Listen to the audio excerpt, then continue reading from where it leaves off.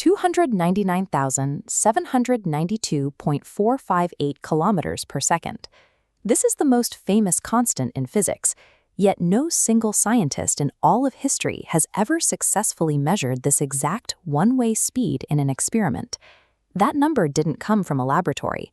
It was established in 1983 by an international committee of scientists who gathered in a room and voted to lock it in as a permanent definition. Scientific progress usually relies on direct physical observation. By resorting to a committee vote, the global scientific community was making a significant concession. They were treating the speed of light as a rule to be followed, rather than a value we could actually capture. This locked-in value is a modern compromise, a way to navigate a measurement mystery that has quietly eluded humanity for over 400 years. We first tried to solve that mystery in 1607. Galileo attempted to clock light by having two men flash lanterns across distant mountain peaks. The peaks were only 1.6 kilometers apart, a distance light covers in half a microsecond. The experiment failed because human reaction time is thousands of times slower than the speed of the beam.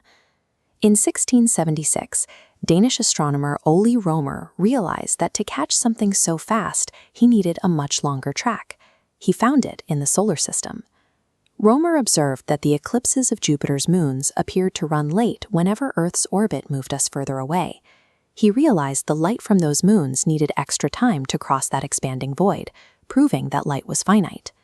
This discovery shifted the challenge. Scientists no longer had to prove light had a speed, they had to invent a machine fast enough to measure it on Earth. In 1849, Fizeau shot a beam of light through a spinning 720-tooth gear toward a mirror 8 kilometers away. He increased the RPM until the returning light hit the next tooth instead of passing through. Calculating the spin rate and distance yielded a speed. Albert Michelson later spent decades refining this method. He buried a mile-long vacuum tube in the ground to remove air interference, seeking ultimate precision.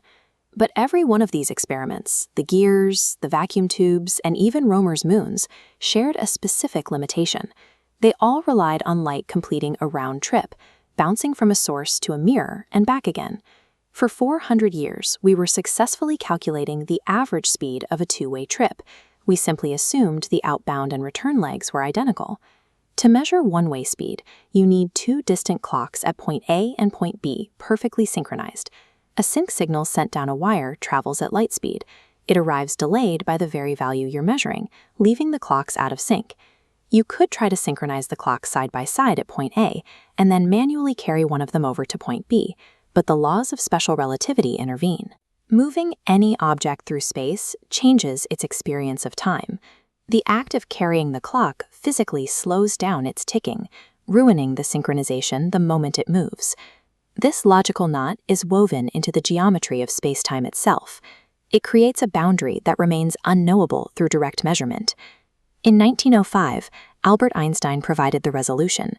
Since the paradox cannot be bypassed, the one-way speed of light must be treated as a convention, an agreed-upon rule that makes the math of the universe function. This is why, in 1983, we stopped trying to measure the speed of light and instead used it to define the meter. We fixed the speed so we could finally have a stable way to measure the world. This constant serves as the fundamental hardware limit for the universe. It dictates the maximum speed at which gravity, particles, and the very flow of cause and effect can propagate. Every object in the universe is assigned a speed quota. You are constantly moving through the combined dimensions of space and time at exactly this speed. Because you are currently sitting still in space, your entire universal quota is dedicated to your movement through time. You are traveling toward the future at exactly the speed of light.